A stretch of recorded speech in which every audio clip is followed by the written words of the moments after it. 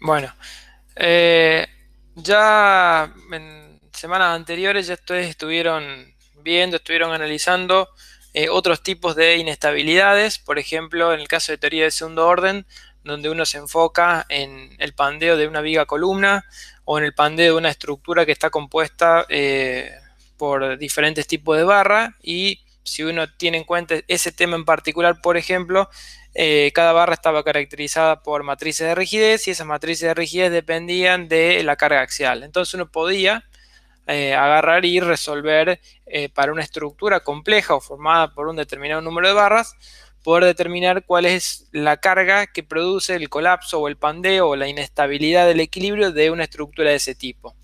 También estuvieron analizando temas de pandeo de placas y pandeo local de elementos compuestos. El último tema que quedaría por ver de esa área, de esa parte de inestabilidad del equilibrio, es el pandeo de cilindros. Seguramente ya cuando tuvieron la parte teórica habrán visto que hay una gran cantidad de ecuaciones para diferentes casos, para cilindros teóricos, cilindros reales, un montón de coeficientes que se suelen utilizar para seleccionar qué ecuación hay que usar y demás. Bueno, la idea de la clase es resolver un par de ejercicios tratando de utilizar la gran mayoría de esas ecuaciones. En esta primera parte, donde hago un resumen generalmente de la parte teórica, pueden faltar algunas de todas las ecuaciones que vamos a utilizar, sobre todo porque no las quise poner porque iba a ser más teórico que práctico y no tiene sentido, pero para que ustedes tengan en cuenta, traten de, si se tienen que guiar por la parte teórica o por el compendio, de utilizar las ecuaciones que están en la parte de criterios de diseño relacionados con este tema, porque esas son las ecuaciones que están basadas en ensayos experimentales y ya tienen incorporado determinados factores de corrección.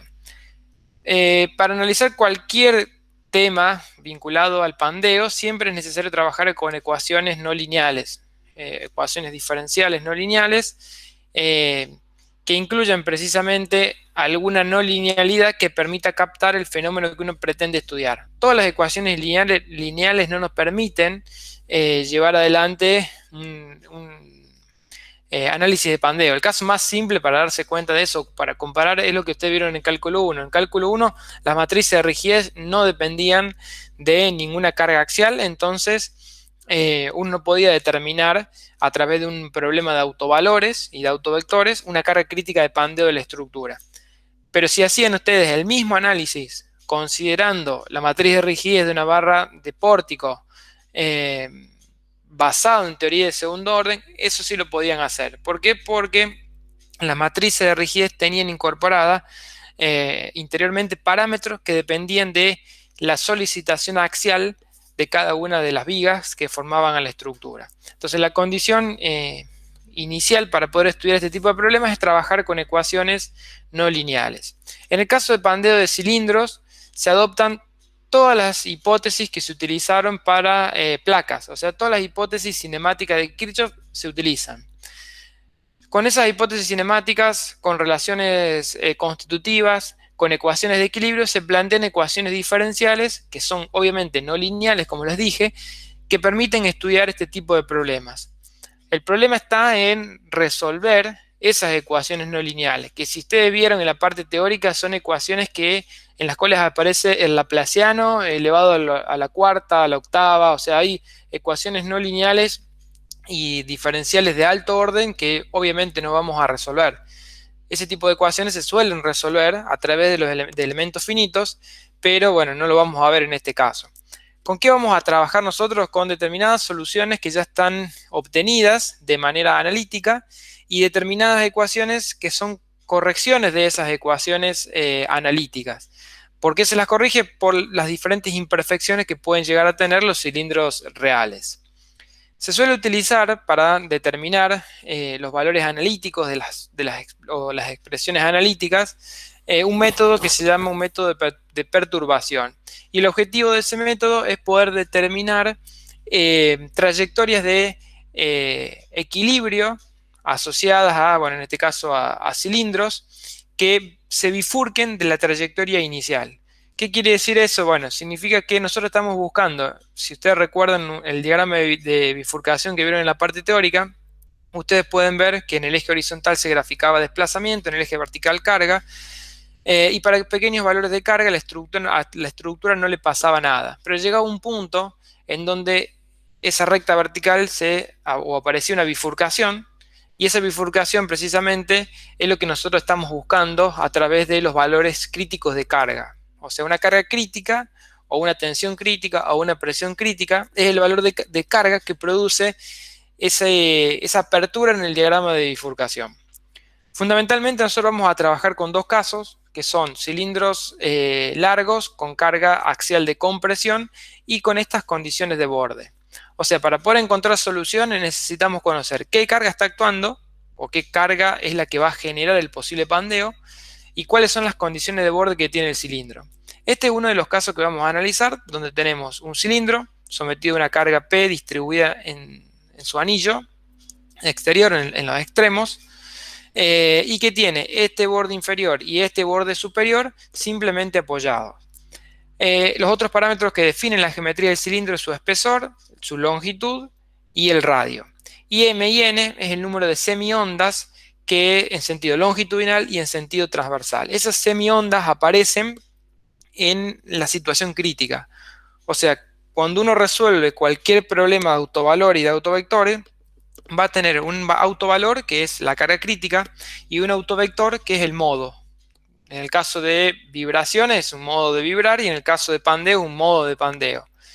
Siempre, en este caso, nos interesa el menor o la menor carga crítica. ¿Por qué? Porque es la primera carga que va a producir el colapso o el pandeo de la estructura. Para este caso en particular, estas son las condiciones de borde que se suelen utilizar, que se utilizan en realidad para aplicar este método de perturbación sobre la ecuación diferencial que rige el comportamiento de este problema. Si bien no voy a meterme en este tema en particular, voy a saltar directamente a esto.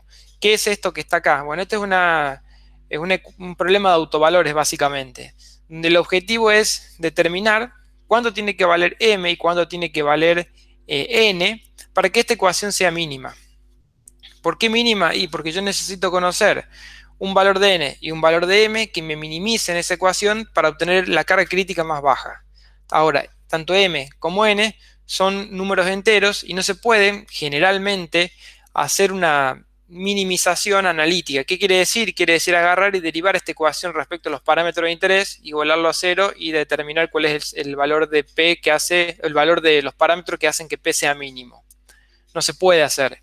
No se puede hacer en determinados casos. Por ejemplo, en el caso de cilindros de longitud muy corta, esa minimización analítica no sirve, pero en el caso de cilindros de longitud intermedia, sí se puede llevar adelante ese proceso. Si uno hace eso, lo que se obtiene es esta ecuación que está acá. Esta ecuación es la ecuación que define precisamente la tensión crítica producida por esta carga P que produce el colapso de la estructura. Y esta es una ecuación que es puramente teórica. Otra de las cosas que se suele usar mucho en este tema es el parámetro de Betzdorf. Este parámetro Z, la vamos a llamar Z porque es complicado decir Betzdorf, el parámetro Z depende fundamentalmente de la configuración geométrica de la estructura, es decir, de la longitud, del radio y del espesor. Y también depende del material a través del coeficiente de Poisson. Esta ecuación que es analítica o teórica se la puede escribir en términos del parámetro Z de esta forma. O bien, esta es otra manera equivalente de escribir esta ecuación. ¿Y de dónde sale esto? Bueno, sale a través de este gráfico que está acá. ¿Qué es este gráfico? Bueno, es otra forma de escribir las ecuaciones de la tensión crítica, pero este gráfico me permite estimar la tensión crítica para cilindros cortos y para cilindros de longitudes intermedias. Fíjense cómo está escrito en términos de un coeficiente K sub A. Ese coeficiente K sub A es precisamente esta curva, o sea, este es K sub A en función de Z. Y K sub A toma el valor de 0,702 Z, o sea, este valor que está acá, para un valor de Z mayor a 2,85. ¿Qué quiere decir? Quiere decir que si Z es mayor que esto, entonces estoy trabajando con un cilindro de longitud intermedia y puedo utilizar esta ecuación o esta ecuación, que es la ecuación analítica. Y si Z es menor a 2,85, entonces el K sub A lo tengo que sacar del gráfico. O sea, tengo que entrar a este gráfico y calcular cuánto vale K sub A. Generalmente no vamos a trabajar con esto, porque esto está representando un cilindro que físicamente no tiene sentido, no se utiliza. Entonces, la ecuación analítica que vamos a utilizar va a ser esta. Pero bueno, es necesario que sepan las otras cosas. Fíjense, acá hay un ejemplo en cuanto a caracterizar el parámetro Z o el valor 2,85 que tiene ese parámetro Z y que me define o que me separa un cilindro corto de un cilindro largo. Bueno, esta obviamente es una latita de coca que tiene estas propiedades o estas dimensiones. Una altura de 115, un radio de 32, un espesor de 0,1 milímetro, este coeficiente de Poisson, asumiendo que es a 0, y todo esto, si uno le calcula el Z con esta ecuación, da 3.901. O sea, quiere decir que Z es mucho mayor que 2,85, entonces ese caso en particular sería un cilindro largo. Ahora, ¿qué pasa? Supongamos que ahora yo voy a exigir que Z sea 2,85. Bueno, si yo digo que Z es 2,85, entonces, ¿cuánto tiene que ser la longitud del cilindro para que Z sea 2,85 si mantengo constante el radio y el espesor? Bueno, tiene que ser la altura del cilindro 3,1 milímetros. O sea, fíjense que esto, un cilindro de radio 32, espesor 0,1 y de altura 3,1, prácticamente no tiene sentido, es una cosa ínfima. Entonces, es para que ustedes tengan en cuenta a qué cosa física está asociada a este valor de 2,85. Después, por ejemplo, si yo ahora, en vez de variar la longitud, dejo fija la longitud, pero varío el radio, entonces voy a necesitar que el radio sea de 43.619 milímetros. O sea, una cosa inmensa y que tampoco tiene sentido. Y si ahora varío el espesor y dejo lo otro constante, me da un espesor de 137. O sea, quiere decir que el espesor es más grande que el radio. Eso ya no tiene sentido físico. Y después, acá tenemos un caño de 1 metro de longitud, de radio 38 milímetros, de espesor 1,2 y que inicialmente tiene un valor de Z de 20.800. Ahora hacemos lo mismo. Fíjense que defino Z285 y despejo cuánto tiene que valer la longitud para que se mantenga el R de 38, el espesor de 1,2 y que el Z valga 2,85. Entonces tiene que ser la longitud de 11 milímetros. Bueno, y acá está hecho lo mismo, variando en este caso el radio y en este otro caso el espesor. Sí, el espesor. La conclusión es que utilizar un parámetro Z o un cilindro caracterizado por un parámetro Z menor a 2,85 prácticamente en la realidad es imposible o no se utiliza directamente. ¿Alguna consulta hasta acá? Si usted tiene alguna duda, como le digo siempre, me detienen, me consultan y seguimos. No, profe. Bueno, este es el otro caso que vamos a usar. En este caso, en vez de tener una carga axial de compresión, tenemos una presión lateral. Bueno, esto es exactamente lo mismo. Se tiene un problema de autovalores y es necesario encontrar una presión que haga que ese problema de autovalores sea mínimo. Esa presión está dada por esta ecuación que está acá. Que, fíjense que D no es el diámetro del cilindro. Está relacionado con la rigidez del cilindro. Ya en algún lugar le voy a escribir esa ecuación, no está escrita acá.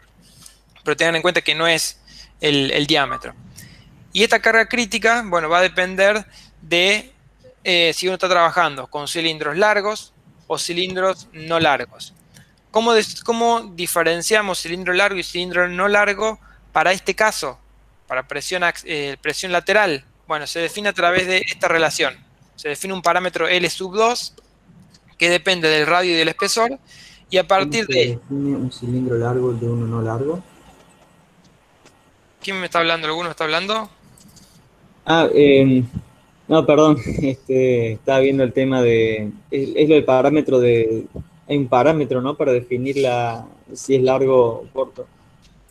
Sí, para el presión lateral, sí, L2. Este. Ah, bien.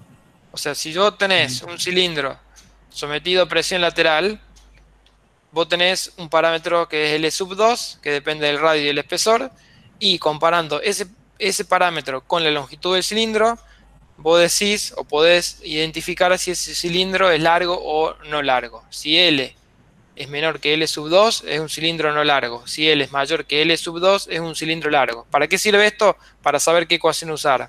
Cuando L es menor que L sub 2, la ecuación que se utiliza es esta. Es decir, que el P raya que estaba de este lado es la raíz cuadrada de Z. Y Z, bueno, es el parámetro que ya vimos anteriormente.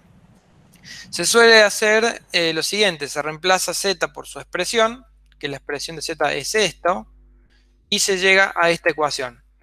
Obviamente que esta ecuación o esta ecuación, que es lo mismo, son iguales, son ecuaciones teóricas. O sea, todavía no les presente ninguna ecuación que sea real o una ecuación que permita llevar adelante el diseño de cilindros reales. Si L es mayor que L2, la ecuación que se utiliza para la presión crítica es esta que está acá. Fíjense que la recuadré en otro color, no en amarillo, sino que en otro color. ¿Por qué? Porque esta es la que se obtiene a través de la teoría de Donnell, y la teoría de Donnell suele diferir de la teoría exacta. Entonces, ¿qué se hace? Se utiliza un 80% del valor que estima esta ecuación, o sea, 0,8 multiplicado por esta ecuación permite obtener esta ecuación que está acá abajo. Y esta es la ecuación teórica que se utiliza para el cálculo de la presión crítica correspondiente a cilindros largos. Entonces, hasta el momento lo que les mostré son todas ecuaciones teóricas. Una vez que uno tiene todas esas ecuaciones teóricas, obviamente se pueden utilizar porque existen.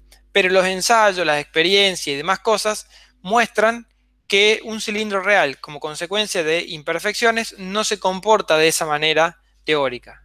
Entonces se suelen utilizar correcciones o modificaciones sobre esas ecuaciones teóricas para generar ecuaciones de diseño. Fíjense este gráfico que está acá, que corresponde a un cilindro con carga axial, tiene superpuesto esta curva en azul, que es una curva teórica, que era la que les mostré anteriormente, esta curva acá, que me permitía calcular el factor K sub A para definir la tensión crítica. Y hay otra curva, que es la roja, que se obtiene a través de una interpolación o de una aproximación por mínimos cuadrados de todos estos puntos que son experimentales, y esta curva tiene o se encuentra por debajo de la curva de color azul. Es decir, la curva experimental está por debajo de la curva de color azul. ¿Qué significa? Significa lo siguiente: para un determinado valor del parámetro Z, si uno va hacia arriba y corta las curvas, esta curva, cuando uno la va a cortar en un valor más chico que la curva de color azul. Entonces significa que para un cilindro real, el K sub A es más bajo que el K sub A asociado al mismo cilindro pero teórico. ¿Eso qué hace? Como el K sub A aparece multiplicando a todo esto, entonces la tensión crítica de un cilindro real va a ser más baja que la tensión crítica de un cilindro teórico asociado a una carga axial de compresión. Bueno, eso da lugar a modificaciones. Por ejemplo, en el caso de cilindros reales con carga axial, se originan o se da lugar a las siguientes expresiones, que son correcciones de las teóricas. Esta ecuación o bien esta ecuación, cualquiera de las dos son iguales, nada más que están escritas de manera diferente, permiten determinar la tensión crítica correspondiente a una carga axial de compresión para un cilindro real. Esto se aplica cuando Z es mayor que 7. Para Z menor que 7 depende de las condiciones de apoyo, y las dos ecuaciones que pueden existir son estas.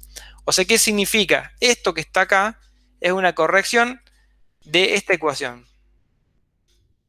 que está acá, que era la teórica. Van a ver que hay otras correcciones que suelen aparecer. Por ejemplo, esta. Acá tengo esto no lo escribí en la filmina porque, bueno, había muchas cosas. Pero, por ejemplo, esta. Esta es otra corrección experimental que se hace para un cilindro que está sometido también a una carga axial. Y se define un parámetro, un factor de reducción que solamente depende del H y de R. da otro valor de tensión crítica diferente que se obtuvo experimentalmente a través de una corrección experimental, pero que uno no puede decir cuál de las dos correcciones es mejor que la otra. O sea, no hay una mejor que la otra. Lo que sí es que en la que les mostré recién no interviene el largo, pero en esta sí interviene el largo del cilindro a través del parámetro Z. Y después, para cilindros sometidos a presiones laterales, tenemos que diferenciar dos casos: cilindro corto o de longitud L menor que L sub 2 y L mayor que L sub 2. Esta es la presión crítica y esta es la presión crítica para el segundo de los casos. O sea, van a ver que hay ecuaciones teóricas y ecuaciones experimentales para cilindros cargados axialmente o cilindros sometidos a presiones laterales. Y después, por último, están estas ecuaciones que son los límites inferiores. Supónganse que ustedes no le creen, es una forma de decir no le creen, a las ecuaciones que les mostré anteriormente. Entonces ustedes pueden calcular los valores más bajos que podrían tomar las tensiones críticas para un determinado cilindro. Entonces uno lo calcula a través de esta expresión para el caso de una carga axial, con esta expresión para el caso de una presión lateral, y comparan las tensiones críticas que ustedes obtuvieron. Si esas tensiones críticas están por debajo de estos valores, y bueno, en vez de utilizar lo calculado, utilizan estos valores. Estas dos expresiones definen los límites inferiores de los valores que pueden tomar las tensiones críticas calculadas anteriormente.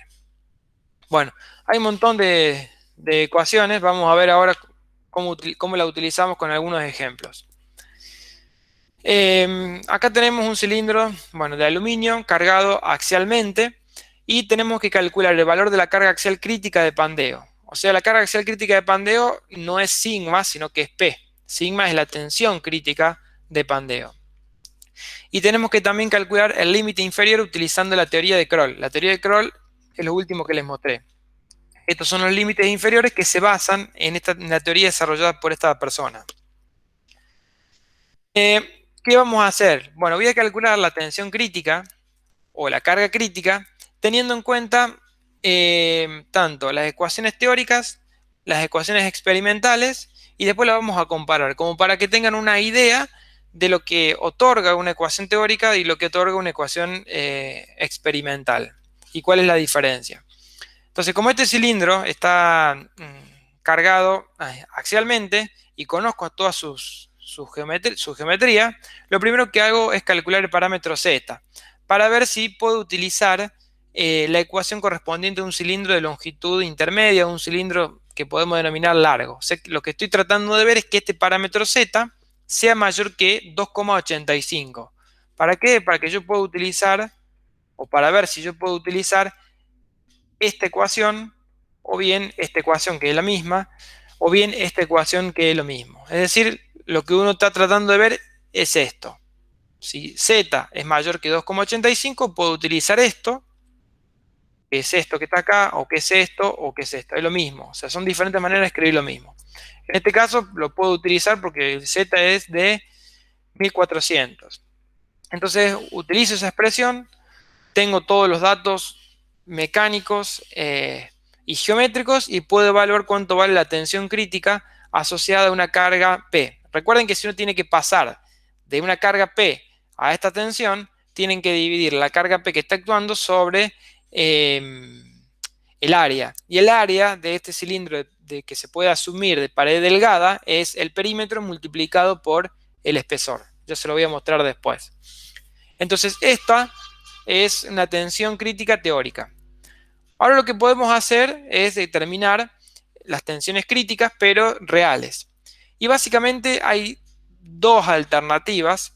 Yo les presento acá dos alternativas, aunque en la parte de criterios de diseño solamente aparece una de ellas.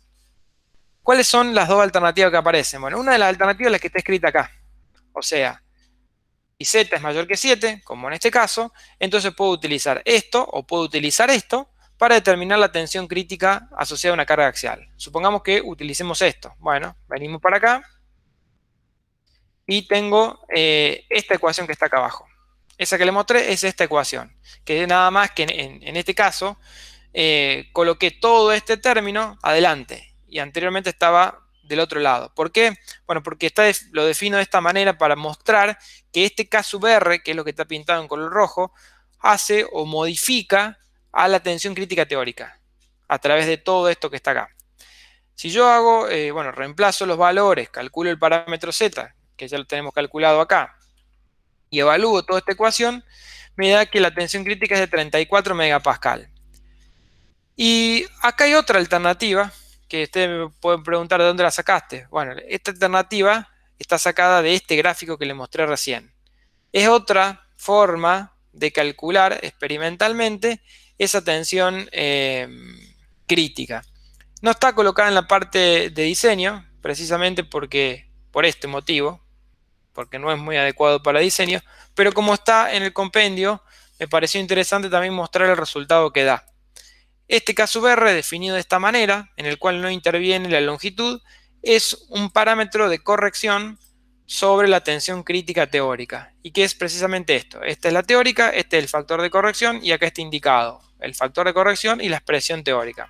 Si lo reemplazamos, la tensión crítica es de 45. Fíjense que hay diferencia entre estos dos valores de tensión crítica.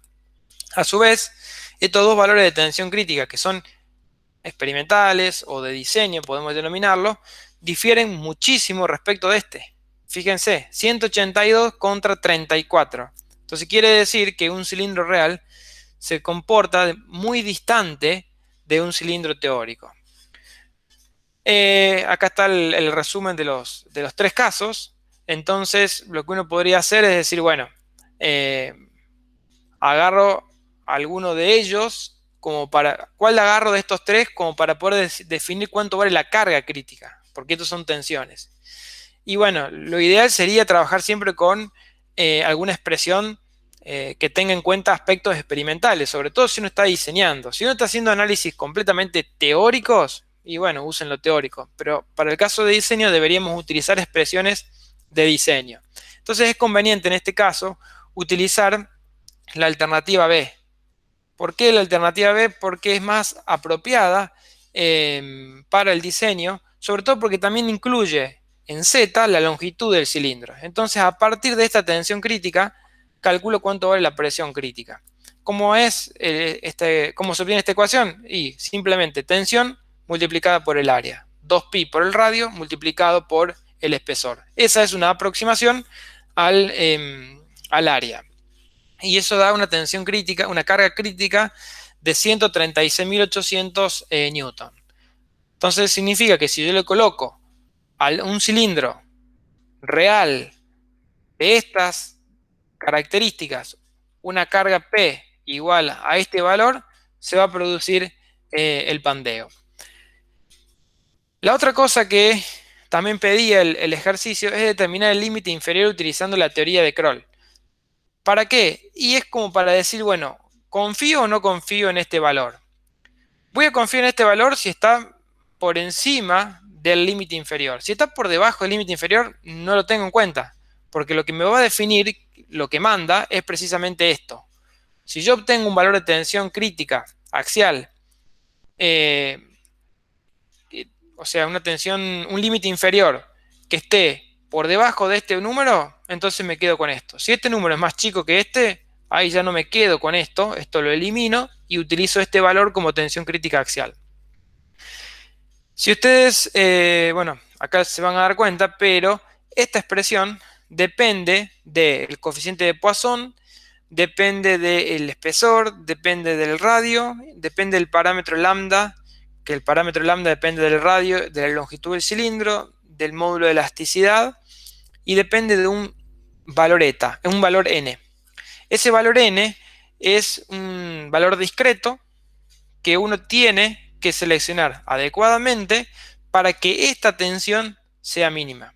O sea, en principio yo no sé cuánto tiene que valer el n. Entonces, para poder determinar este límite inferior, yo tengo que hacer un barrido en valores de n, supónganse desde 1 en adelante, y ver para qué valor de n esta ecuación toma el valor mínimo.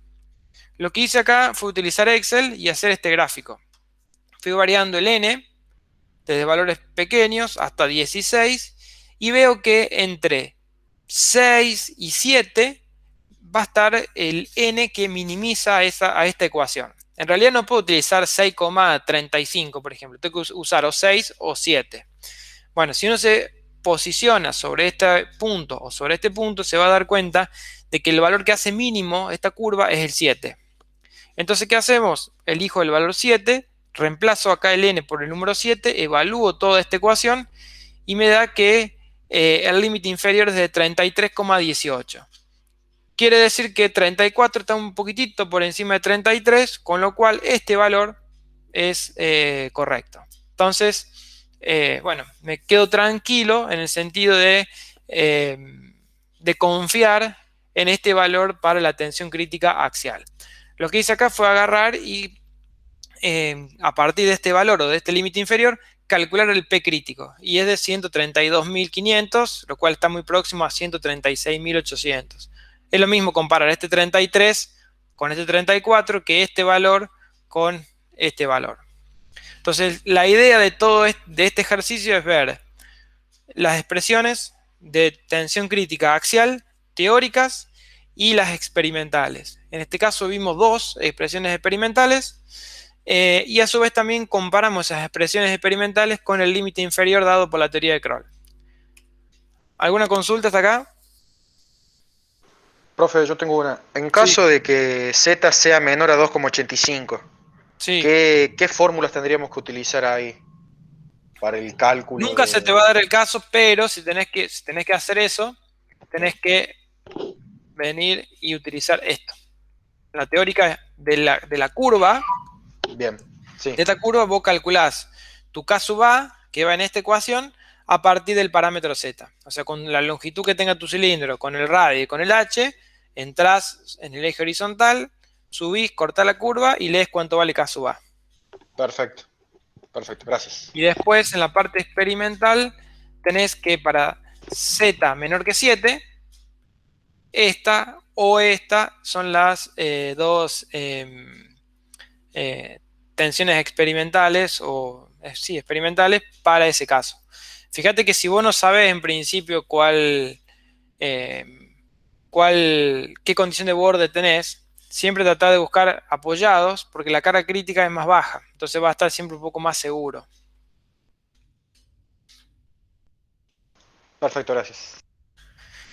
Bueno, este es otro caso que vamos a estar trabajando con el otro tipo de carga, que es una presión axial, una presión lateral, y dice graficar la variación de la carga crítica de pandeo, que en este caso es la P, que es una presión, sería una presión crítica, en función de la longitud del cilindro, para los siguientes casos, solo para valores teóricos y ajustando con expresiones experimentales. O sea, en este caso vamos a usar todas las ecuaciones que existen para este tema. En primer lugar vamos a trabajar con la parte teórica, o sea, con las ecuaciones teóricas. Si nosotros vamos hacia atrás, para cilindros teóricos, o las expresiones teóricas son estas. Podemos tener cilindros no largos cuando L es menor que L2 y cilindros largos cuando L es mayor que L2. Esta es la ecuación para cilindros largos y esta es la ecuación para cilindros no largos. Y lo que va a definir la caracterización como largo o no largo es este parámetro que está acá arriba, el L sub 2. Entonces lo primero que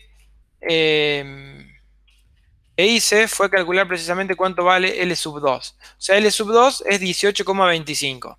En este caso, el largo es nuestra variable. Entonces, para construir los gráficos, cuando nosotros vamos avanzando desde valores muy chiquitos de L, vamos a tener que saber qué ecuaciones tenemos que utilizar. O sea, por debajo de 18,25 tenemos que utilizar esta expresión que corresponde a cilindro no largo, que acá lo que hice fue directamente, esto es raíz cuadrada de z, o sea, esta ecuación es esta, nada más que ya reemplacé acá abajo, en vez de tener el z, lo reemplacé por la definición, o sea, lo reemplacé por, ¿dónde está? Por esto, para que quede más cómodo y aparezcan todos los parámetros geométricos. Entonces, esta es para L menor que L2 y para L mayor que L2, esta es la expresión teórica. Entonces ahora lo que hago básicamente es agarrar y ir evaluando estas ecuaciones y ir graficando cuánto vale P crítico en función de L. Lo hice también con Excel. Entonces, para valores pequeños o de longitud, fíjense cómo se comporta la curva. O sea, la curva para valores menores, para valores de longitud inferiores a L2, la curva varía precisamente con la longitud. Eso es obvio, ¿por qué? Y porque acá dentro de estas ecuaciones, el L cuadrado y el L cuadrado hacen que esto varíe. Como todo esto está multiplicando, este cuadrado se puede simplificar con esta raíz, entonces sale un L afuera, y esa L que está afuera se simplifica con esta L, entonces queda 1 sobre L. Entonces quiere decir que esta curva va a variar de manera hiperbólica, que es precisamente lo que ustedes están viendo acá. Y eso se va a cumplir hasta un cierto punto, y hasta el punto en el cual yo digo, bueno, L, la longitud del cilindro, es igual a L sub 2, entonces a partir de este punto, ya el cilindro no es un cilindro no largo, sino que es un cilindro largo. En ese cambio de caracterización de la longitud del cilindro, tengo que utilizar esta ecuación. Y si uno mira esta ecuación no depende de la longitud. Entonces, por eso es que esta curva se mantiene constante. ¿Qué quiere decir? Que para cilindros cuya longitud sea mayor que 18,25, la carga crítica o la presión crítica no va a depender de la longitud del cilindro. Va a depender de los otros parámetros, del espesor y del radio, pero no va a depender de la longitud. Entonces eso es una cosa importante que uno puede ver. Cuando el cilindro es no largo, la carga crítica o la presión crítica depende de la longitud. Cuando el cilindro es largo, se independiza de la longitud del mismo. Bueno, acá tampoco les escribí cuánto vale D. Ya los voy a escribir para que no se pierdan, tengo miedo que se confundan esta D con el diámetro, y no el diámetro, es la rigidez flexional. A ver si está por acá como para copiar la expresión.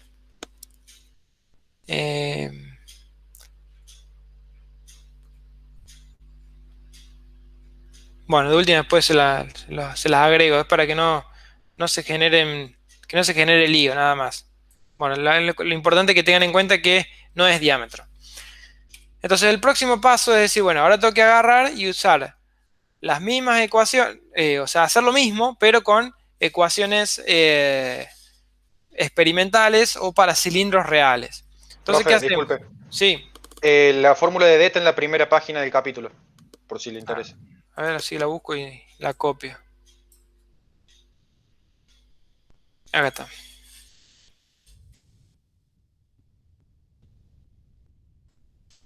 No la voy a poner más arriba.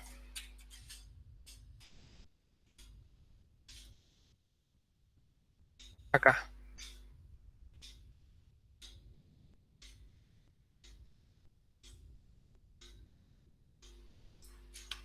Ahí está. Si no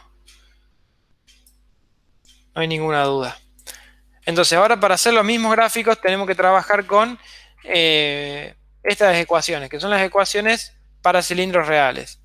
Cuando L es menor que L sub 2, esta es la ecuación correspondiente a la presión crítica. Y si L es mayor que L sub 2, esta es la ecuación. No, esto también está al revés. Esto es...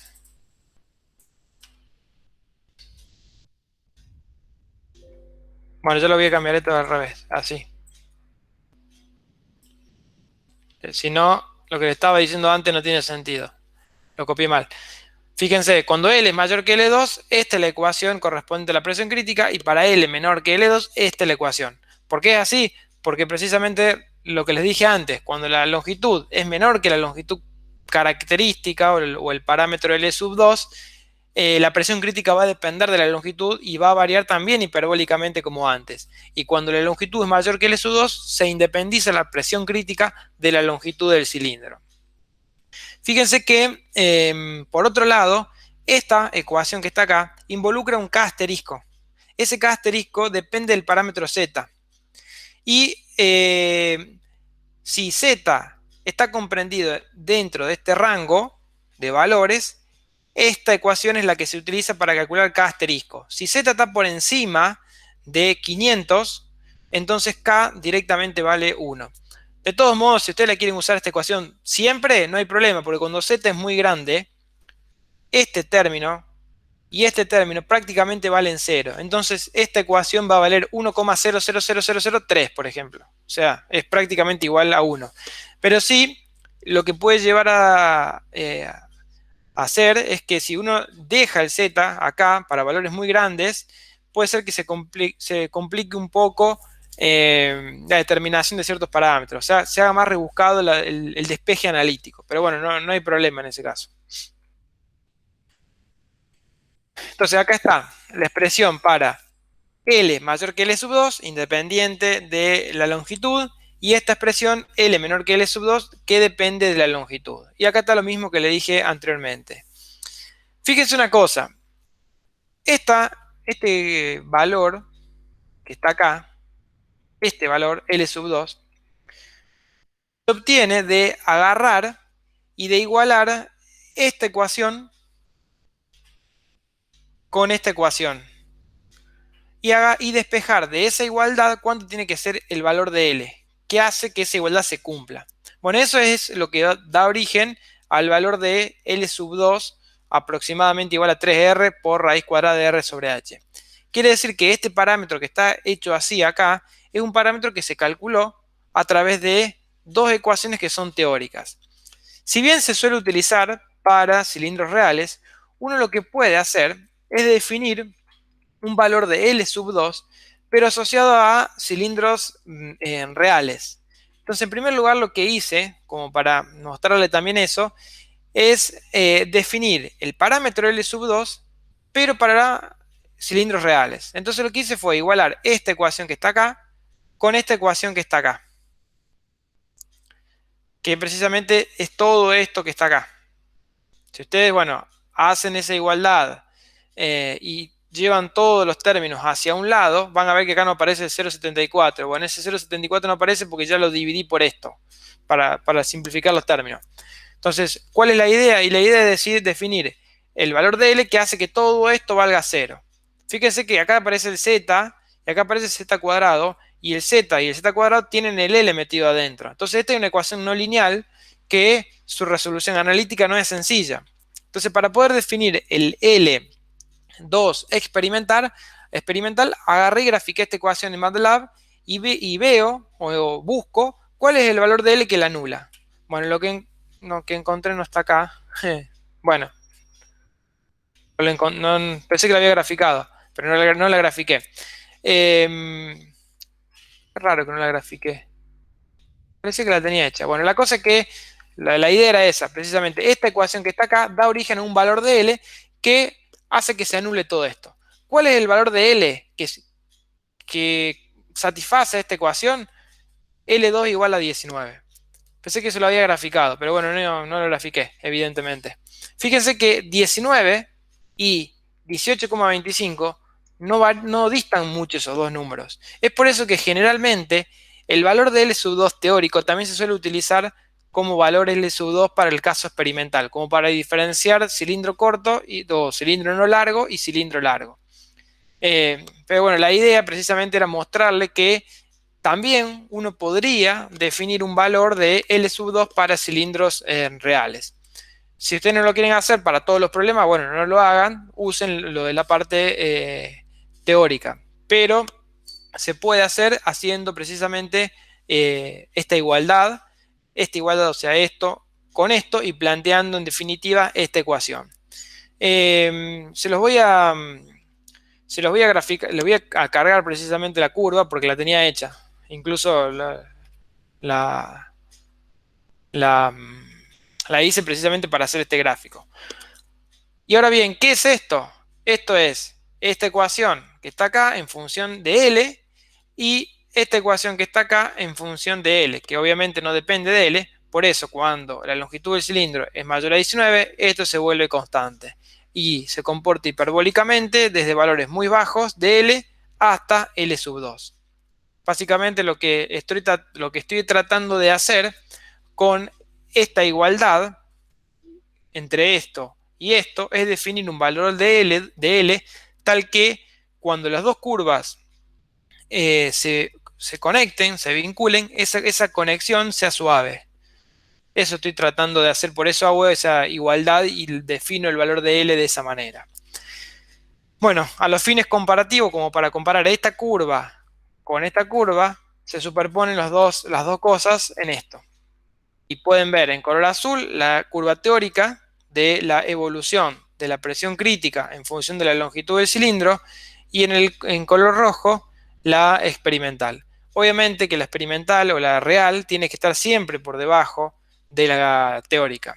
Y en este gráfico de la derecha lo que van a observar es la diferencia entre los valores calculados con estas dos expresiones, con las analíticas o las teóricas y con las reales. Fíjense que la mayor diferencia aparece en esta parte, en la parte correspondiente a longitudes o a cilindros largos, y suele ser del orden del 15% para este problema en particular. Y en esta otra parte la diferencia es del 5%, 6% aproximadamente. Bien, ¿alguna duda de esto? Me quedó la duda de por qué no puse el gráfico ese si lo tenía hecho.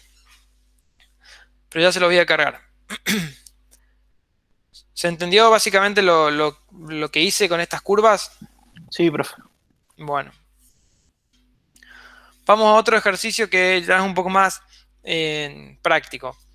Tenemos un cilindro de pared delgada sometido a una carga axial de compresión y una presión lateral. O sea, están las dos cosas juntas. Y hay que determinar el espesor considerando un coeficiente de seguridad igual a 2. Entonces acá es como que hay que considerar no solamente la posible falla por pandeo de cilindros, sino que también deberíamos considerar falla por fluencia y una falla por pandeo de columna. Eso también lo deberíamos considerar. Entonces lo primero que vamos a hacer es agarrar y determinar cuánto es el espesor que satisface un coeficiente de seguridad igual a 2, teniendo en cuenta una posible falla por fluencia. Como este cilindro, de acuerdo al enunciado, tiene una presión lateral y tiene una carga axial de compresión, esa presión interior no va a generar tensiones en el sentido del eje del cilindro. Solamente va a dar origen a tensiones circunferenciales, que son esta que está acá. La única tensión en sentido longitudinal es la que genera la carga P de compresión, que es esta. Fíjense, es la carga P dividido el área transversal del cilindro. En cambio, esta es la aproximación para las tensiones circunferenciales generadas por la presión interior para un cilindro de pared delgada. Fíjense que es diferente de la que usamos nosotros en el cilindro de pared gruesa. Simplemente es P por R sobre el espesor. Esto es lo que ustedes vieron en mecánica de las estructuras. Entonces, considerando las dos cargas, presión, carga axial, defino dos tensiones. Esas dos tensiones, axial y circunferencial, van a estar dadas en términos de el espesor. ¿Por qué? Porque no lo conozco. Es lo que yo tengo que determinar para que se cumpla un coeficiente de seguridad igual a 2. Entonces, reemplazando el P por lo que vale, el número 2 está, pi también, y el R, obtengo esta ecuación que está acá. Esto está dado en megapascal. Y lo mismo, reemplazo la presión, el radio, y el H no lo conozco. Entonces me queda que la tensión circunferencial es 2 sobre H, también en megapascal. Ahora lo que voy a utilizar es el criterio de von Mises. Se podría utilizar el criterio de Tresca también. El criterio de von Mises hace que, obviamente, que la tensión de comparación, que es todo esto que está acá, tiene que ser igual a sigma de fluencia dividido el coeficiente de seguridad.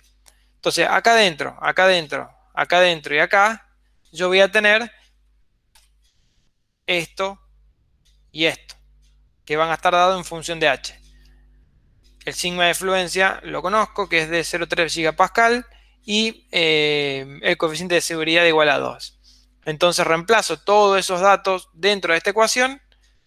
Queda esto, que es este término al cuadrado, esto, que es este término, menos el producto, y bueno, está igualado a 0 acá. ¿Por qué? Porque pasé todo esto que está acá de este otro lado, pero fíjense que está elevado al cuadrado. ¿Por qué? Porque previamente pasé esta raíz como cuadrado. Y ahora lo que hago es despejar cuánto vale h de esta ecuación. Si yo sumo todo esto, me va a quedar 3,34 dividido h cuadrado. ¿Por qué? Porque todos los denominadores son h cuadrado y h cuadrado. Entonces puedo despejar cuánto vale h, que es de 12,2 milímetros. Esto es el espesor mínimo que yo necesito para garantizar un coeficiente de seguridad de 2, teniendo en cuenta una falla por fluencia. Ahora lo que yo tengo que hacer es hacer lo mismo, pero para el caso de pandeo de cilindro, y determinar cuál es el espesor mínimo que me satisface un coeficiente de seguridad igual a 2 para pandeo de cilindros. Bueno, en primer lugar, yo tengo carga axial y tengo presión lateral. Entonces tengo que ver cuáles son las ecuaciones que yo tengo que utilizar, porque tengo por un lado que definir una tensión crítica axial y una tensión crítica circunferencial, que es la que está asociada a la presión. Entonces, en primer lugar, lo que hago es definir el parámetro característico L2 y el parámetro Z. Ahora, si ustedes se fijan, inicialmente me van a decir, ¿cómo calculo el L2 y cómo calculo el Z si yo no conozco cuánto vale H? Bueno, esa es una pregunta interesante. ¿Qué se puede hacer? Lo que se puede hacer es agarrar y utilizar el espesor que calculamos en el paso anterior por fluencia y definir de esa manera este valor de L2 y este valor de Z. Una vez que yo obtengo el nuevo valor de H, con ese nuevo valor de H calculado teniendo en cuenta las ecuaciones de pandeo del cilindro, puedo volver a recalcular el L2 y el Z para ver si están bien utilizadas las ecuaciones. Porque puede suceder que yo haya utilizado este espesor para una aproximación inicial de L2 y Z y que después resulta que cuando lo calculo nuevamente me dé cualquier cosa. Bueno, ese proceso de cálculo de pandeo de cilindros y volver a calcular estos dos parámetros puede que se necesite repetir varias veces. Entonces, las expresiones que yo necesito para las tensiones críticas debido a que la carga axial y la presión lateral son estas. Que si se fijan, si vamos hacia atrás,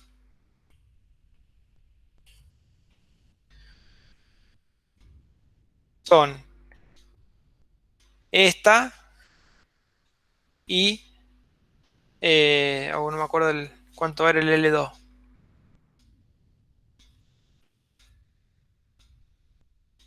L2 27 y la longitud era 12. O sea, L es menor que L2. Y esta ecuación que está acá. Acá está. Esta ecuación que está acá.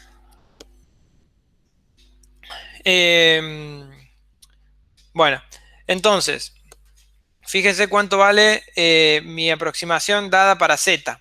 Z vale 11.259. Teniendo en cuenta que... esperen que acá hay cosas... Me perdí algo acá.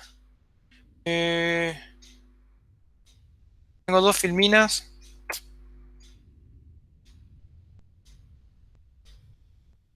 Tengo dos filminas distintas. Esta está mal. Ahí está. Fíjense una cosa. Acá, esto es 500. Un poco pide pegar cosas a otro lado. Bueno, entonces, teniendo en cuenta esto, este L2 y este Z, tengo que elegir las ecuaciones para las tensiones críticas. Como Z es de 11.000, o sea, mayor a 7, elijo esta ecuación para la tensión crítica axial. Y como L es de 27 y la longitud del cilindro es 12, es decir, L es menor que L2, entonces elijo esta ecuación. Ahora, como Z es mayor que 500, entonces, si uno reemplaza este Z acá y acá, le va a dar un K muy próximo a 1. ¿Por qué? Porque este término y este término tienden a ser 0. Entonces uno puede agarrar directamente y no utilizar este valor de Z, sino que simplificar esto y trabajar con esta ecuación con un valor de K igual a 1. Entonces, si uno hace la evaluación de esta ecuación, la evaluación de esta ecuación con todos los parámetros que tienen metido adentro, ustedes van a poder calcular un montón de cosas que van a quedar expresadas en términos de H. Fíjense, por ejemplo, acá en el único lugar que aparece H es acá arriba. Entonces, la tensión, Profe, sí, esa simplificación la podemos hacer siempre que Z sea mayor que 500.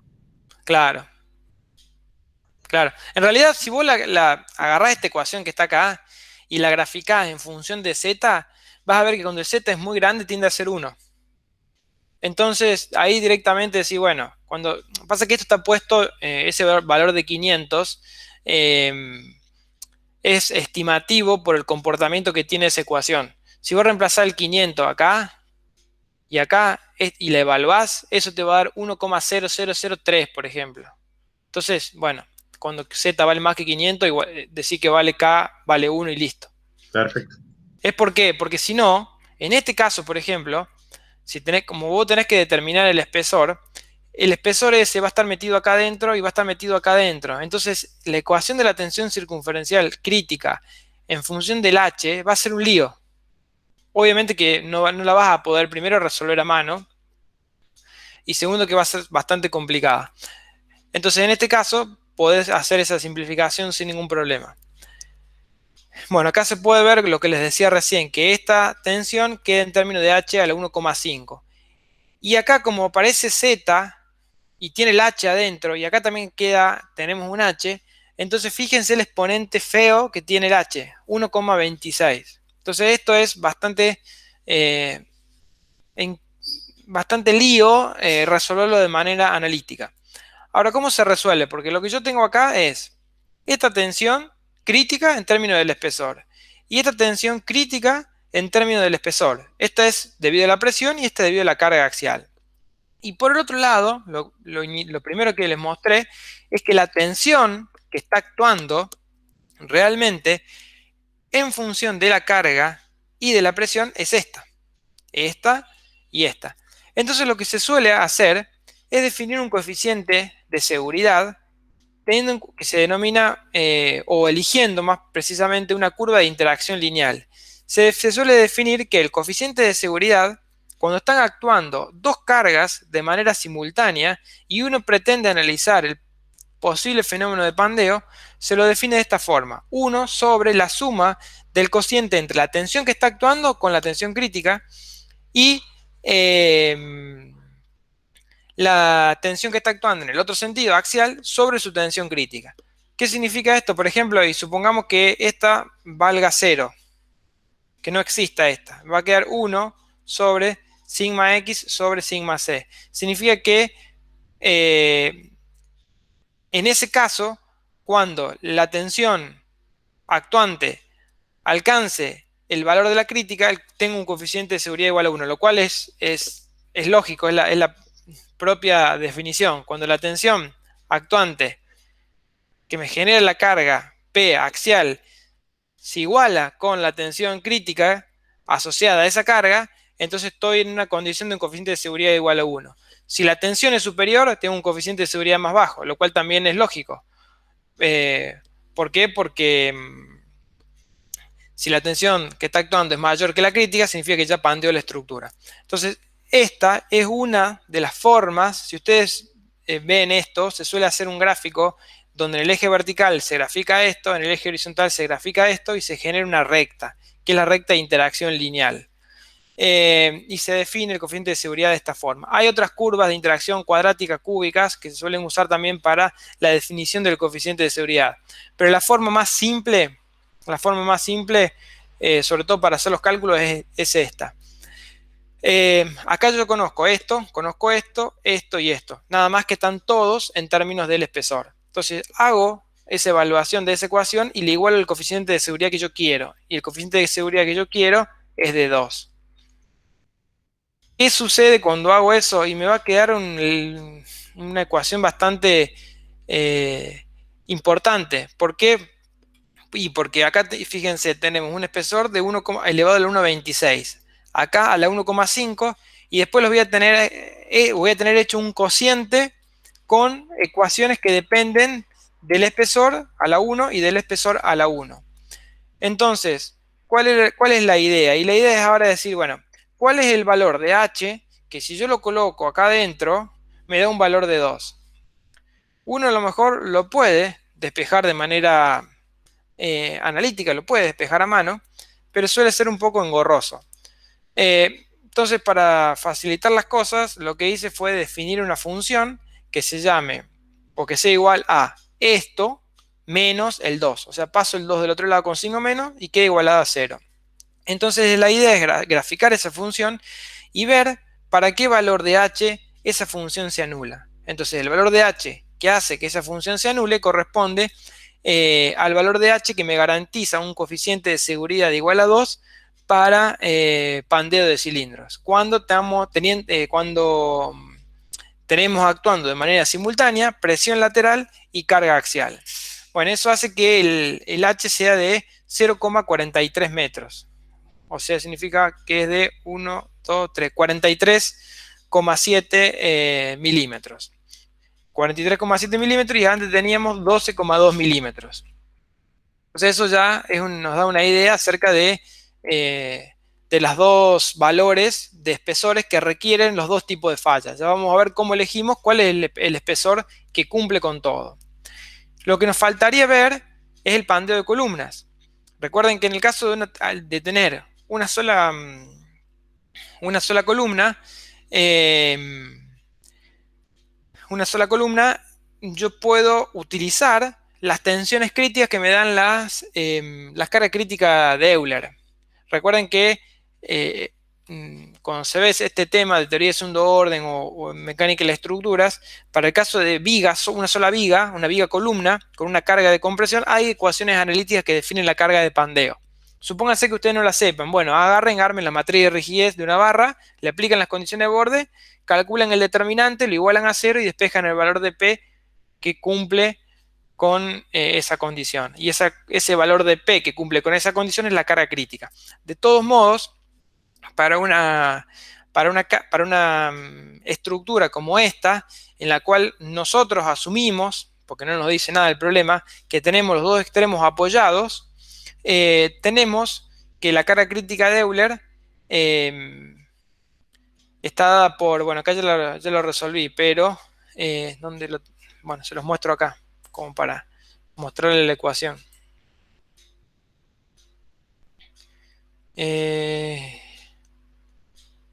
Acá está. Esta es la tensión crítica de Euler para bordes apoyados, que es la que yo usé en este caso. Nada más que, como ya está hecho este cociente con la tensión axial, ya tengo varios términos que están multiplicados, entonces no se puede diferenciar bien cuál es la ecuación. Fíjense otra cosa.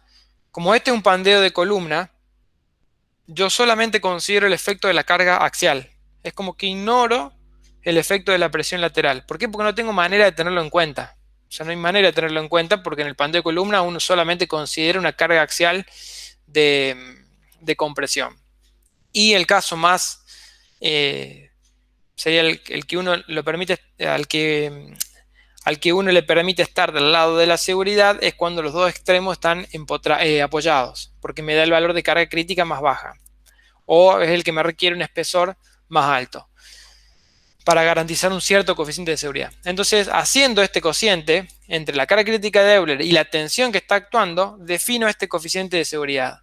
Y como la tensión que está actuando depende de h, puedo despejar de esta expresión que está acá, igualada a 2, ¿cuánto es el valor de h? Y en este caso h es de 4,4 por 10 a la menos 4 metros. Entonces tengo este h que es el requerido por carga crítica o por el pandeo columna.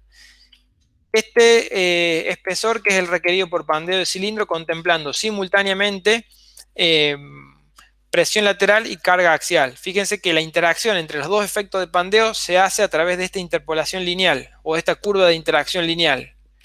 Y este h que es el que requiere una falla por fluencia. Entonces, el espesor que cumple con las tres tipos de fallas, o las tres posibles fallas, es el mayor de ellos. ¿Por qué? Y porque el mayor de ellos cumple con la falla de la cual proviene, que en este caso es y que proviene por el pandeo de cilindro, va a cumplir también con una posible falla por fluencia y va a satisfacer también una posible falla por pandeo de columna. En teoría, lo primero que va a fallar esto, por lo primero que va a fallar esto es por pandeo de cilindro. ¿Alguna consulta de este ejercicio? Profe, en lo que hicimos pandeo de cilindro tuvimos en cuenta que el espesor tuvimos en cuenta el de fluencia, ¿Cómo? aplicando eso. O sea que cuando calculamos el espesor por pandeo de cilindro, nosotros cuando calculamos el Z y otra fórmula Claro, que no me acuerdo, tuvimos en cuenta el espesor del de fluencia que calculamos esto. Claro, Sí, lo que habría que hacer para quedarse tranquilo es agarrar este, ¿dónde está? Este, volver acá, calcular el L2 de nuevo, calcular el Z de nuevo y ver realmente si estas dos ecuaciones están bien elegidas. Porque puede claro. suceder el caso de que, bueno, no sea así. En este caso va a ser así, pero, pero puede suceder que no sea así. En este caso no lo hice porque por el hecho de que ya sé que cómo da. Pero lo importante es que a través de esos dos parámetros estimados inicialmente con el espesor requerido por fluencia, llego a estas ecuaciones iniciales. Es como que uno, bueno, tiene que decir, tengo que arrancar con algo. ¿Y cómo hago? Bueno, calculo el espesor por fluencia, que no depende de nada, y uso eso para la parte de pandeo de cilindro. Perfecto, gracias. Bueno, y este es el último ejercicio que también van a ver que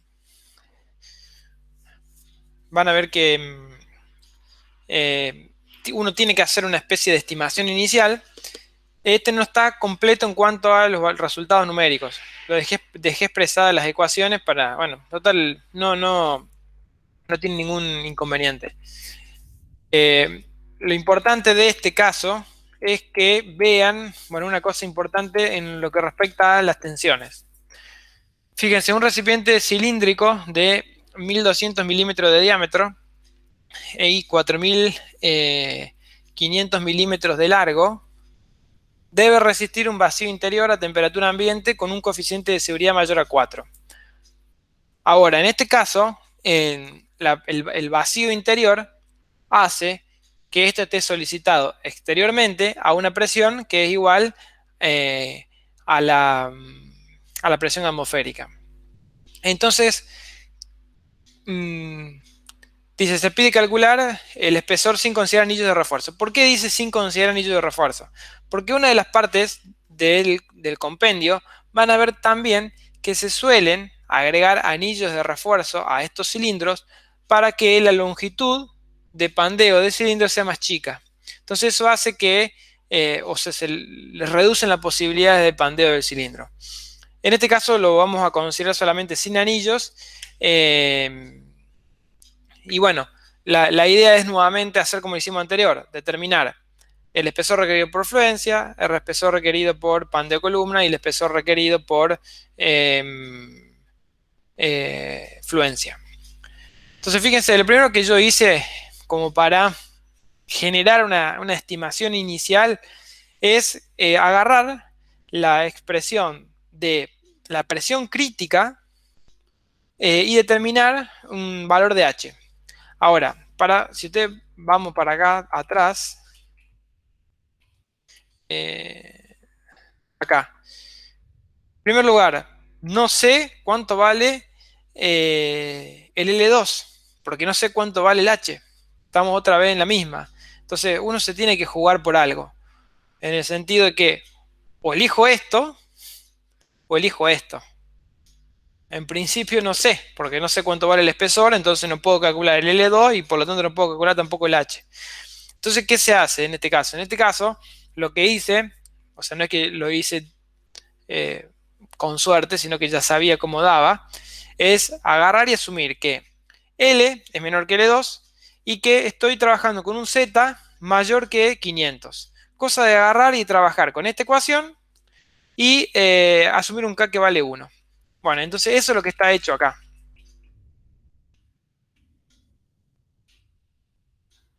Fíjense, se asume, o sea, esto se asume de prepo. que L es menor que L2 y que Z es mayor a 500. Una vez que uno hace todos los cálculos, puede decir, che, bueno, a partir de lo que calculé, la suposición inicial estaba mal, entonces tengo que volver a arrancar de nuevo. Bueno, puede pasar ese tipo de cosas. Nada más que en este caso no va a pasar, ¿por qué? Porque ya sé cuánto da, entonces se eligió a propósito. Fíjense que la presión crítica es igual, o la expreso como C sub S multiplicado por P. ¿Qué quiere decir? Que a la presión crítica, que acá tiene que aparecer la crítica también, yo la estoy mayorando con un coeficiente de seguridad. ¿Por qué? Porque me está diciendo inicialmente que tengo que considerar un coeficiente de seguridad igual a 4. Entonces, la estimación inicial del espesor yo la hago asumiendo que, asumiendo que el coeficiente de seguridad se lo estoy aplicando directamente a la presión crítica. ¿Por qué? Porque acá yo no tengo carga axial, tengo solamente presión exterior y solamente el posible fenómeno de pandeo va a ser como consecuencia de esa presión exterior. Entonces, teniendo en cuenta esta hipótesis, elijo esta ecuación. Teniendo en cuenta esta hipótesis, hago que K valga 1. Y mayorando la presión crítica, obtengo esta igualdad que está acá. ¿Y ahora qué hago? Y de esta expresión que está acá, despejo cuánto vale H. Entonces me queda que H es igual a todo esto. Ahora, todo lo que está acá adentro, yo sí lo puedo calcular. Sí lo puedo calcular porque me va a quedar expresado en términos de P. ¿Y qué es esta P? No es la presión crítica, sino que es la presión exterior, o sea, la presión atmosférica. ¿Por qué? Porque sé que el cilindro está sometido a la presión atmosférica, o está sometido no a la presión atmosférica, sino a vacío interior. Y eso hace que la presión exterior que está actuando sea directamente la atmosférica. Bueno, asumiendo que es igual a 1, evaluando esto, llego a que H es igual a 7,58. Este valor de H, estimado de esa manera, me permite no volver hacia atrás, sino que me permite calcular el L2, calcular el Z y ver si esta hipótesis inicial que yo adopté es correcta o no. Bueno, en principio sí veo que es correcta. ¿Por qué? Porque el L es de 16.014 milímetros y la longitud del cilindro es 4.500. Y el Z es de 4.200 y es mayor que 500. Entonces, quiere decir que el espesor estimado de esta manera es correcto. Fíjese que yo antes le dije que acá iba a presión crítica. En realidad no es que va la presión crítica. Yo estoy haciendo que cuando mayoro a la presión exterior con un coeficiente de seguridad igual a 4, eso tiene que ser igual a la presión crítica. Es decir, que lo que quiero decir es que la presión crítica de mi cilindro tiene que ser 4 veces la presión exterior. Bueno, entonces, la conclusión de esta primera parte, que esta igualdad es correcta, entonces este espesor está asociado a la parte de pandeo de cilindros. Por lo tanto, lo que tengo hecho hasta acá es correcto. Ahora lo que tenemos que hacer es calcular el coeficiente de seguridad, pero a pandeo de columna y afluencia. Fíjense una cosa.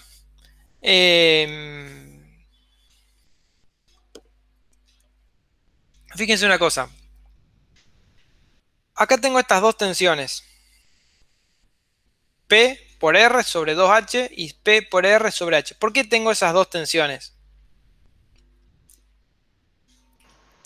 Porque son de un cilindro sometido a presión interior de pared delgada.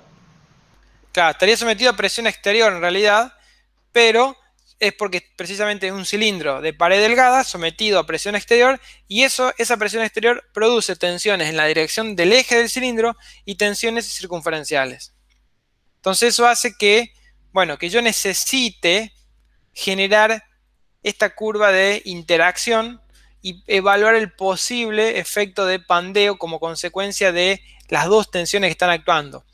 En realidad, esta estimación inicial que hicimos recién es adecuada y van a ver que cuando uno evalúe este proceso que le voy a mostrar a continuación, van a ver que el H no va a cambiar mucho de esto. No va a cambiar mucho de esto porque el efecto que va a tener este término va a ser pequeño relativo al efecto que tiene la presión lateral sobre el cilindro.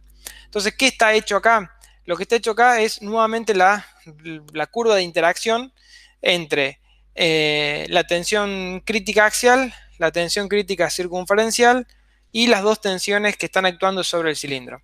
Y esto tiene en cuenta el efecto simultáneo o sea, tiene en cuenta simultáneamente el efecto axial provocado por la presión y el efecto circunferencial provocado por la presión. Acá, en el otro ejercicio anterior, teníamos en cuenta con esto, con esto, el efecto axial y el efecto circunferencial provocado por la carga axial y por la presión exterior. En este caso, es solo debido a presión exterior. Pero fíjense que, en primer lugar, hicimos también nosotros este cálculo asumiendo que solamente teníamos presión exterior y esa presión exterior era la que podía dar lugar a la inestabilidad solamente. Pero también se hace en realidad, este análisis de pandeo considerando simultáneamente el efecto axial y circunferencial debido a esa presión. Son cosas distintas, pero que también tienen que tenerse en cuenta. Eso puede dar lugar a espesores diferentes. En primer lugar, lo que podemos hacer nosotros es decir, bueno, agarro, tengo este espesor requerido, vengo acá, calculo el coeficiente, el espesor requerido por la interacción entre las dos tensiones, es otro valor de espesor, vengo por fluencia y calculo otro espesor. Y de esa manera agarro y elijo al mayor de ellos, porque el mayor de ellos, como vimos antes, cumple simultáneamente todo. Ahora, ¿qué pasa si yo no quiero hacer eso? Bueno, lo que yo podría hacer es lo que pretendo mostrarles acá. Es decir, estimo el espesor de esta forma, solamente con la ecuación de presión crítica, y después agarro y defino cuánto tiene que ser el coeficiente de seguridad por pandeo, contemplando los dos efectos, llego a esta ecuación. Y acá en lugar de h, en vez de despejar el h, lo reemplazo. O sea, reemplazo este valor de h que está acá.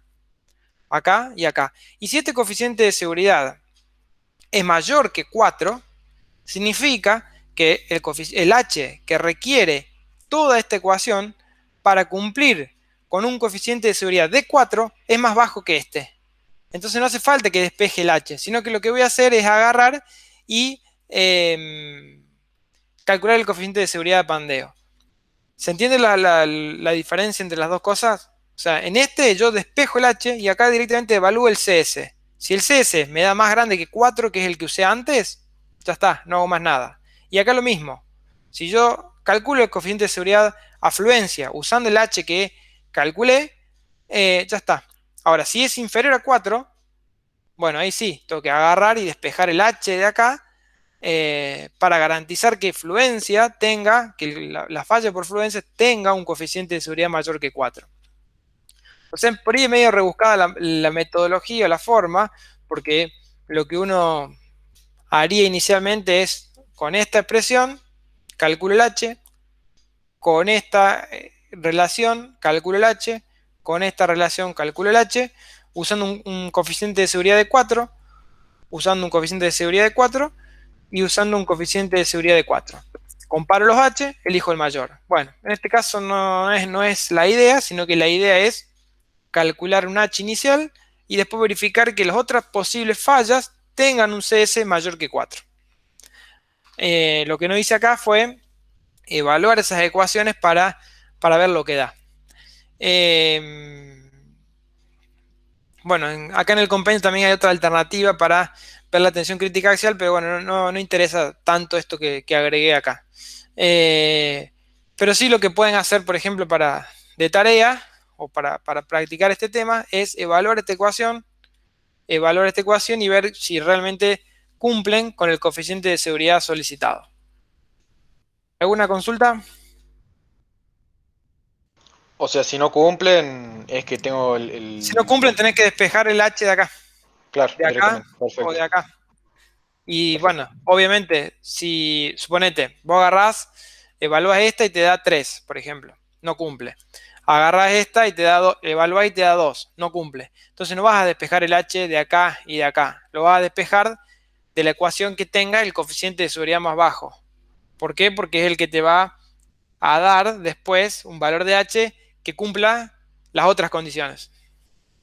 Claro, me ha dado el valor de h que sea más grande para que cumpla con las otras Claro, o condiciones. sea, si vos agarrás ese valor de h y lo reemplazás en las otras ecuaciones, te van a dar un coeficiente de seguridad más grande que 4, automáticamente. Perfecto, gracias. Bueno, no hay más nada. ¿Alguna consulta? Acá me escribieron y no me di cuenta. Ah.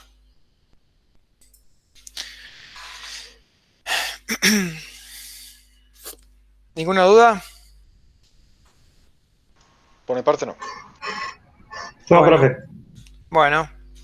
No, Yo les profe, voy a subir esto y les voy a subir también el Excel que usé para las curvas. Y debe estar por ahí la función de MATLAB que usé para este cálculo acá. Para este.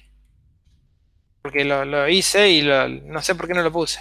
Ya se lo voy a buscar. O lo hice en Excel o lo hice en MATLAB, pero se la voy a cargar también esa curva. Se la voy a subir toda esta noche, así busco tranquilo porque ahora tengo otra clase. Profe, una consulta. Profe, Más o menos, Sí. ¿cómo serían, o sea, los parciales, como ya rendimos el viernes para orientarnos bien a ese tipo de ejercicios? Eh, O sea, en este tema, digo. en este particular cilindro de pandeo de cilindros. Claro, sí, como hay muchos procesos de verificación para tener idea, más No, o menos. generalmente si hay algún ejercicio de esto, o en realidad te soy sincero, si yo te haría un ejercicio de este, sería más el estilo al número 3, donde vos tenés que diseñar a un determinado cilindro y tenés que elegir un espesor, un radio, una longitud, lo que fuese, para cumplir con un determinado coeficiente de seguridad. Y tenés que analizar las posibles alternativas de falla que tenga ese cilindro. Entonces ahí vas a tener que contemplar fluencia, pandeo de cilindro y pandeo de columna en caso de que haya una carga axial. Bien, muchas gracias. ¿Qué decía Alejandro, que no entra el tema? Sí, no, no entra. Les No, dijo, Alejandro les dijo eso. yo, no, mentira. Ah, Por no, eso porque dije, por ahí a lo mejor. no, por eso dije, justo. No, profe, en el último, ahí si hay que despejar a H, con el solver en MATLAB lo tira Sí, directamente. sí, o yo lo que hago generalmente para tener más una visualización de las cosas es graficar la función y ver para qué valor de la variable se hace cero la ecuación. Bien. O se hace igual a algo. Por ejemplo, no sé, en este caso,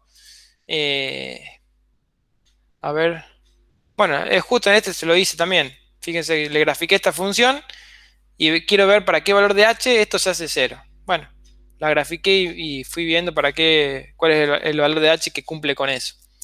Es porque tiene una mayor parte visual, solamente por eso. De todos modos, si vos lo querés usar con Solve o lo que sea, lo podés hacer, no hay drama. Bien.